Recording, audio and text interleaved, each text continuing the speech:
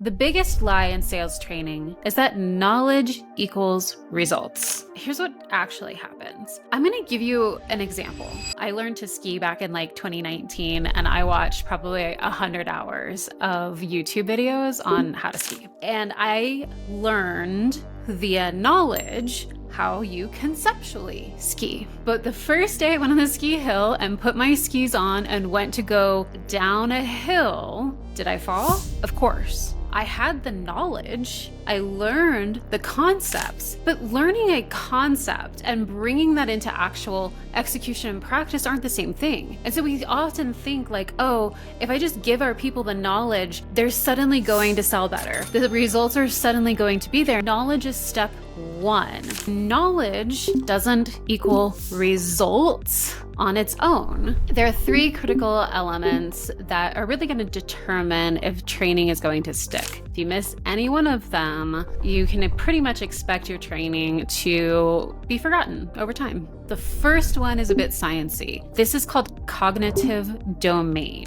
And what this means is that your training needs to go and be challenging. It needs to engage critical thinking skills, or what's formerly known as higher level thinking order. So this is how your training is crafted and delivered so that it's not low cognitive domain, like understanding simple concepts, but high cognitive domain. Number two is practice. In order for cognitive domain to really stick is to take it into practice, to take some knowledge that I've learned and actually apply it, to evaluate it, whether it's self-evaluation, peer evaluation, it's taking it into practice mode, right? Moving from an idea or a concept into real world execution. And the third piece is coaching. Coaching is so important for training. A coach needs to be able to observe your application, to observe how you're applying that new knowledge, to observe how you're taking it in order to understand where are the deficits, right? Where are the skills actually manifesting well, and where are the deficits that need to actually be addressed. Observation in coaching is a really important connection to saying, ooh, you know what? There's misunderstanding here. Ooh, you know what? We need to practice over here. This is how you have long-term adoption and honestly, high execution, because we don't learn it perfectly the first time. There's a critical window for turning knowledge into habits, long-term habits, and it's the first 48 hours after training. Here's why.